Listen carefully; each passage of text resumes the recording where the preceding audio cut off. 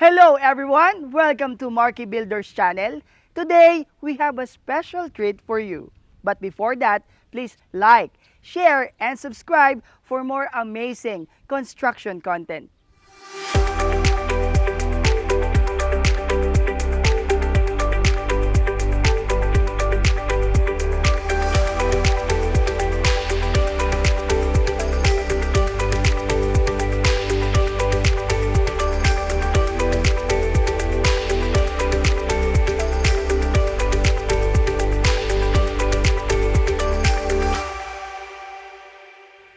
We'll be touring a stunning two-story house with our contractor, the owner himself, Sir Lou Stephen Marquez.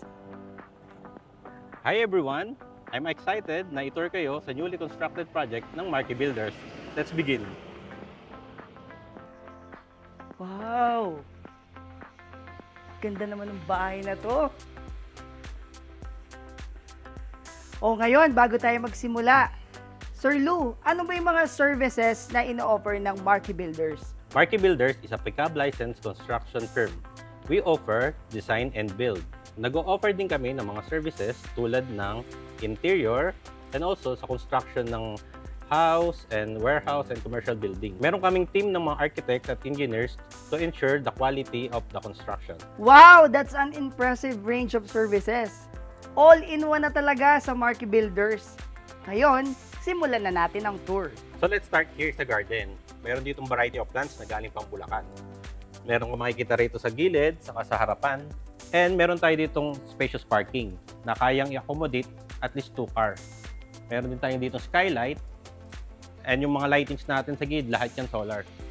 So para energy conservation tayo. Andito naman tayo ngayon sa outdoor lanay. Pwede kayo mag-set up dito ng mga tables and chairs for barbecue. May mga event kayo sa family or sa friends. Pwede kayo mag-set up dyan ng coffee table or pwede mga swing para sa kids. Ngayon, nandito tayo sa living area. Kasama ko pa rin si Sir Lou. Sir Lou, bakit nakababa yung living area? So, ang tawag namin dito is sunken living room. So, makikita mo, pababa siya. Actually, nauso na to noong 1950s to 70s. Talaga? Yeah. Sa mga old houses before, makikita mo na to. Binabalik lang natin yung mga dating design. Wow! Ang ganda naman! Wow! Sir Lou, anong feature yung tawag dito? So, ang tawag namin dito is the indoor lanay. Wow! Dito ka pwede mag-setup ng parang coffee table mo or piano. Pwede rin maglagay dito. So, gumamit kami rito ng bamboo cladding, natural bamboo cladding. Totoo, bamboo ito? Yes. Bamboo cladding yan. Ano? Meron din tayong engineered wood. Ginamit natin engineered wood yan. And then meron din tayo ditong epoxy resin. Epoxy lang to, hindi to tiles. Hindi yan tiles, epoxy resin lang yan. Meron din tong double high ceiling. So, mula dito, makikita mo yung second floor. So, pagka nandun ka sa taas, makikita mo rin to. Wow. Diba? Tsaka ang ganda ng chandelier ninyo.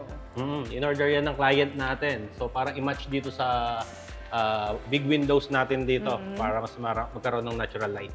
Ayun, napansin ko nga yung natural light niya. Ayun talaga ang gusto ng client. More on Wow, big ganda. windows, Ang sarap sa mata. sliding doors na glass din. Very nice. This time, nandito naman tayo sa dining and kitchen area. Dito ngayon tayo sa main kitchen ng house. Ito yung main feature talaga sa bahay.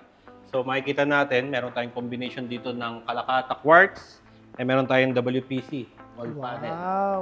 So yun ang ginagamit natin ngayon para hindi na siya inaanay. Kung yung mga tao takot sa anay, gagamit na yun nito. By the way, lahat ng mga furnitures natin dito sa house ay mga customized. Wow. Ito, tulad nitong dining table nila. Lahat yan, pinakustomize ni sir. Minatch niya dito sa may countertop natin na quartz din. Mga cabinets din natin, lahat yung modular cabinets na yan. So, pinakustomize niya talaga. Talagang nasunod yung gusto nung may-ari. Lahat kung ano ang nasa perspective na sunod natin. Kung ano yung gusto ng client, talagang ayun ang ginawa namin dito. Ang galing, na-meet lahat ng mga expectations. Kung di ako nagkakamali, dirty kitchen to? Actually, ang tawag ngayon dito sa mga ganitong bahay is service kitchen or auxiliary. So, kaya gumagawa tayo ng service area sa client or mga request ng mga client natin para mapanatiling malinis yung pinaka-main kitchen nila. So, dito, ang iniiwasan nila yung maging makalat din sa main kitchen. Andun nga pala ang ano din nila, ang pinaka washing area ng mga laundry area nila. Yan. So meron din tong skylight. Wow. So same sa may garage na skylight siya para magkaroon pa rin ng natural light dito sa area. So para ma-utilize natin yung ilalim ng stairs, dito namin nilagay yung utility room. So pwede mo siyang buksan. Yan. Oo nga. Wow, nice. Nandito rin yung pinaka main breaker. Now, let's check out the master's bedroom. Okay, tara. Tara. So, andito ngayon tayo sa master's bedroom. So, makikita mo rito, meron tayong large windows dito. Mm. So, kitang-kita mo yung labas dito. So, pagka umaga, dito ang araw. Wow. Meron din tayo dito mga accent na lightings na golden, same ng other fixtures sa bahay. Ayan, Sir Lou, nasa naman tayo ngayon? Andito ngayon tayo sa wine closet. Mm. So, marami ditong cabinet. Andito ngayon yung pinaka-lagayan kung anong gusto mo ilagay dito. Oo, like mga accessories, watches, Yes. mga Andito ganun, rin no? yung vanity mirror natin sa likod. Ayun. So, ito naman papasok papuntang master's bathroom. Let's check out. Uy. Wow, Sir Lou, even yung bathtub nila may touch of gold. Yes. So, talaga sa buong bahay, ginamitan namin ng gold fixtures. So, lahat yan, pati mga gold trimmings, tile trims, meron din tayo dito. Ito pinaka-favorite na part ng bahay, itong master's bathroom. So, merong bathtub, cover enclosure. So, kung may mga client tayo na ayaw talaga na mabasa yung flooring, kasi mapapansin natin sa ibang bahay, laging basa yung sahig. Tama. Dito, iniwasan natin talaga.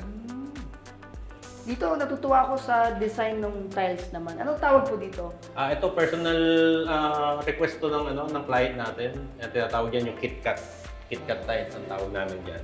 So, even small details pala, Yes. napoprovide niyo Basta sa kung ano client. yung gusto ng client, kung ano yung nasa perspective, ay nang ginagawa namin. Para sa masatisfy sila. Wow, nice. And we have finally come to the end of our house tour. And maraming salamat po, Sir Lou, for having us here at makasama sa house tour na ito. But bago tayo magpaalam, saan po ba namin kayo pwedeng ma-reach out? Pwede nyo kaming i-follow sa Facebook account ng Marquis Builders or sa Instagram ng Marquis Builders din.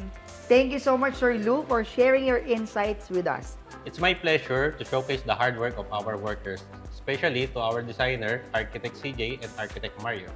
So we hope you enjoyed this house tour and see you in the next video. Bye! Bye.